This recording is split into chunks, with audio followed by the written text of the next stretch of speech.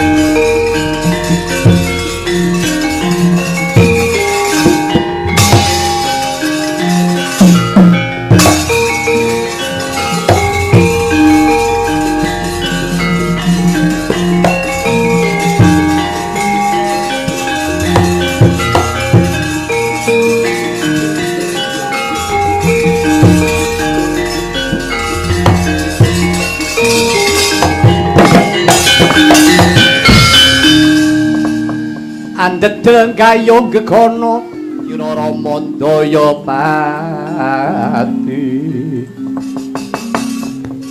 ana yaksa goncang krama namane wil kathak sini oh jejaki jroning ware badhok lam tanpa tuwuk mina-mina jro samudra mila gugu saben hari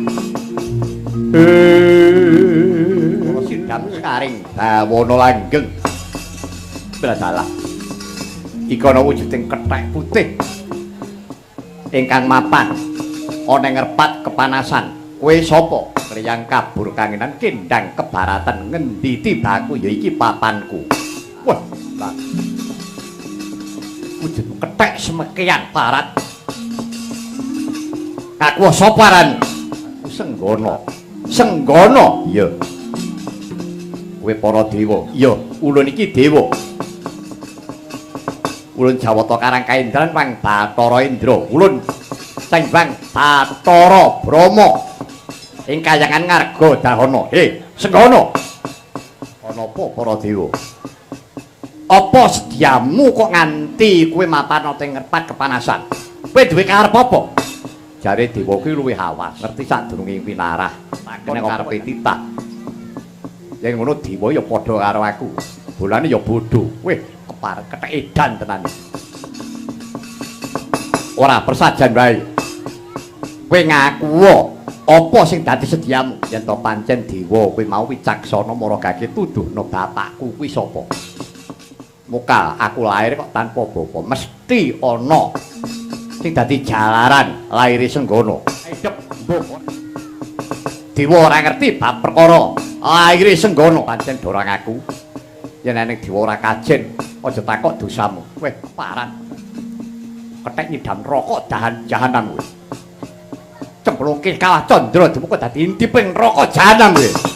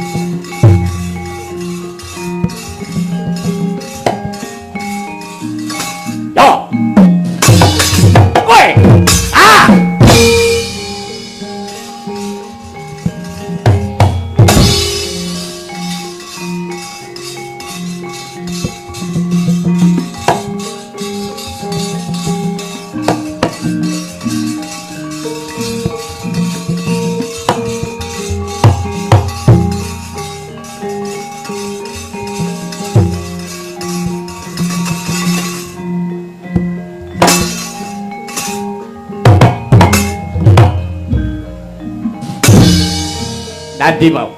Kowe lah dalah.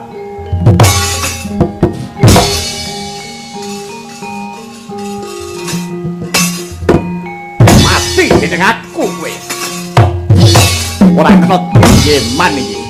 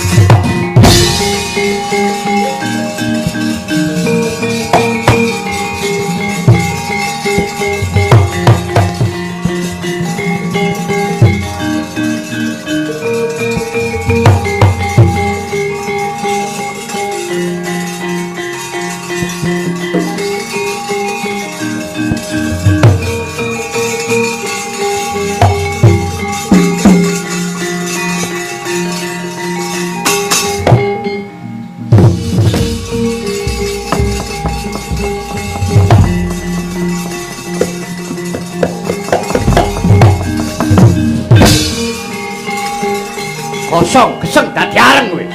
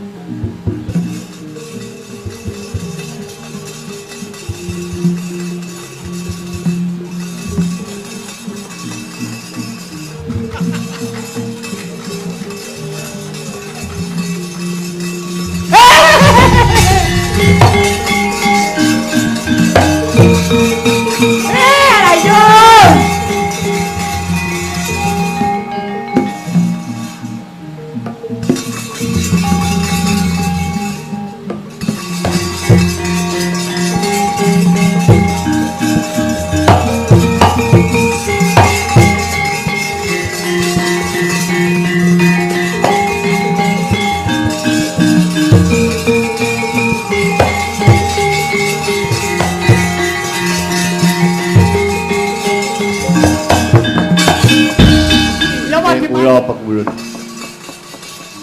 Raimu kok geseng. Klambemu kobong kabeh. Walah jampun mboten karu-karuan. Niki wau Brama niku ngetokke pengabaran. Api ning neraka geni mulat-mulat. Mboten ngerti sangkane mbilai. Lah kok genine niku malah bali-balik. Malah niki wau nyropyong rai kula sandangan kula ngantek kobong kabeh. Lho, ampuh men. Lah ki nyatane kaya ngoten niku.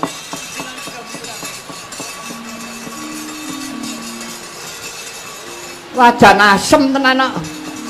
Ana wong enak-enak arep sare. Ana geni nyelo-nyelo. Sampeyan mboten kobong lho. Ora. Wah, genine Brama bilaeni. Wah, genane ngerti rombongane kaya mesti dikenaki geni. Dadi kowe bareng ya alah pripun to? Heeh. Wah, bejo kula mboten mateng. Lagi setengah mateng, ning malah kena nggo jamu jare. Oh, jamu kaya uncek ngono nganggo. Kowe coba semingkir lak deloke.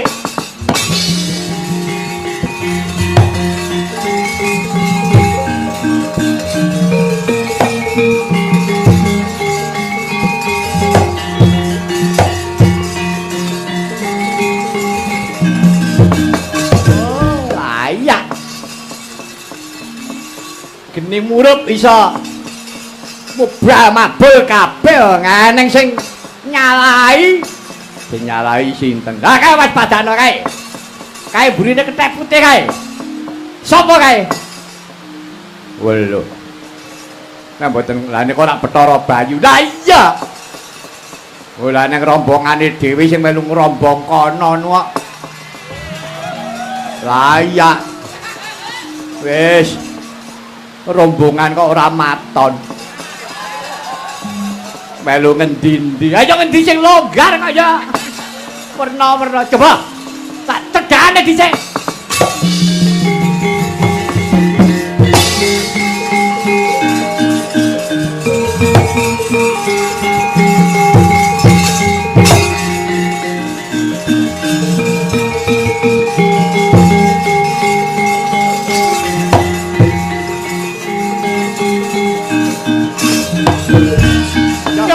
Pong Warudaya ngawi cekatrek ali codhe sapa sing gawe? Kowe Bayu. Tinggi kula Bukulun. Sing botohi kethek putih iki mau kula. Sing botohi kowe. Inggih. Pancen menika kala wau senggana kethek putih minggah kayangan. Pancen perintah kula ingkang ngajani kula. Kowe iki gendeng apa piye? Kayangan tentrem-tentrem meneh kahanan kaya ngene malah kowe sing gawe urup-urup. Karepmu piye Bayu? Menawi mriksane mriku namung ampun saking tata lair. Monggo dipun priksani ingkang sayekti dipun priksani mawi pramana. Tegesipun kaca pramana menika kaca batin senggana iki kira-kira sapa? Cobi Bukulun. Kene senggana menika sinten? Senggana kuwi. Ha ya mbah. Kesangeten anan boten percaya. Wis saiki ngono bae. Duga lan prayoga kuwi ana wong Pramesti Guru. Kepiye dawuh pangandikane wong Pramesti Guru? Ning kowe kudu tanggung jawab. Kowe minangka dadi paseksen. Seksinipun kula. Bagus, pancen mengkono. Senggana jan ngadhep wong Pramesti Guru.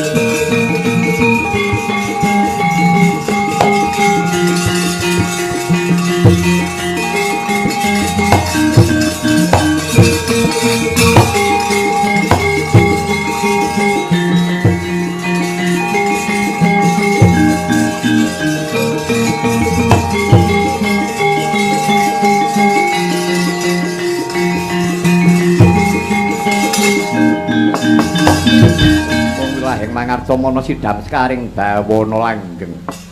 Iki ana wujude Wanara Seta ingkang sara hamuk munggah kayangan Suralaya. Sira iku mamu sapa? Kula menawi dangu nami kula pun Senggana. Senggana inggih. Bape kok nganti jeneng sira munggah nyang kayangan Suralaya nganti sara hamuk. Asline manah kula badhe nyuwun pitedah kaliyan arajaning dewa menika sinten? Aratuning dewa kuwi jeneng Ulun Sang Hyang Jagat Girinata ya pukununang Bathara Guru. Nah, menawi saking menika kula badhe nyuwun pitedah kelawan Paduka Pukulun. Kula menika putranipun sinten? Sinten lan ingkang ukir jiwa raga kula. Mengko dhisik. Lah keneng apa sira takon wong atuwane kok munggah menyang kayangan nganti sara hamuk. Nggih. Istanipun kula kados ngaten menika kula namung ngestaken daru. Ana sing merintah. Inggih. Sing merintah sapa? Kula Pukulun. Ingkang merintah kula. Bathara Bayu. Inggih. Yen to pancen mengkono kowe kudu bisa ngudari lelakon iki. Apa sebabe kok nganti jeneng sira ngajani lawan Senggana munggah menyang kayangan takon kelawan wong atuwane. Inggih, sewu kalepatan diagung pangaksama Paduka Rama Pukulun. Badhe kados pundi Senggana menika kadang kula. Lho. Kuwi kadangmu inggih, milanipun kula wantun cawe-cawe. Sababe apa? Senggana menika putra panjenengan. Bayu, aja mung waton matur nganggo waton. Inggih, kula ngertos piyambak.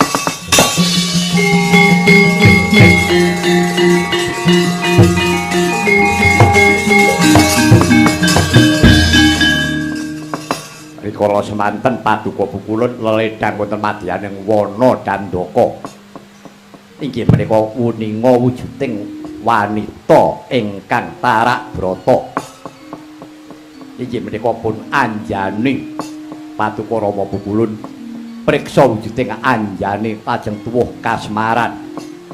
Sasampunipun kasmaran Paduka Rama Pukulun nyasmitani methik inggih menika Raning Kama menika Ranasem.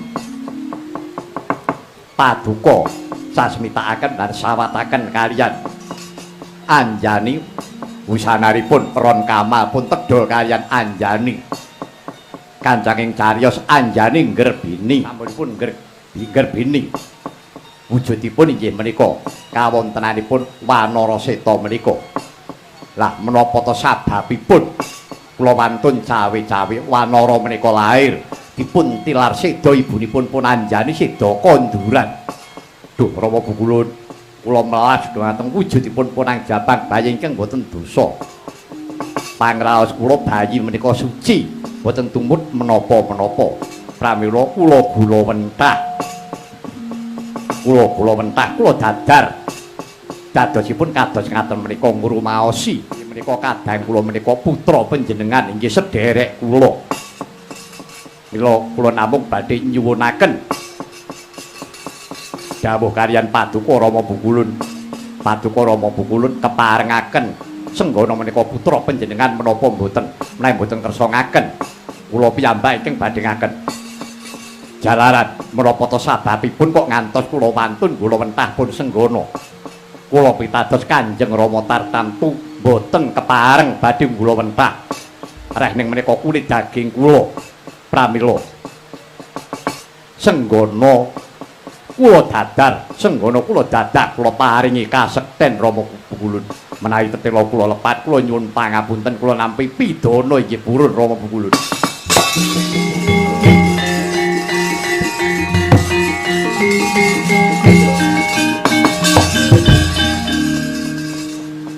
Adi Guru, kados pundi Kakang? Aturipun Bayu menika kala leres menapa mboten?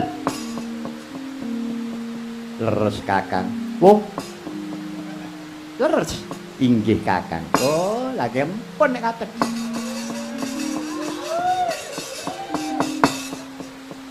Nggih cethanipun nyun pangapunten mboten kok kula ngalembono. Panjenengan niku mboten tegesipun boten rugi kangge putra kados Bathara Bayu. Nggadahi raos ingkang kados ngaten menika. Dipun wastani Bayu menika mikul dhuwur mendem jero nggih kados ngaten menika tumanjanipun ngreksa kawibawan kaluhurane wong tuwa. Lah menawi ngaten Senggana menika putra panjenengan Adi Guru. Inggih. Senggana ya ndadekno kawruhanira. Petela Senggana kuwi putraku. Senggana kuwi anak Bathara Guru.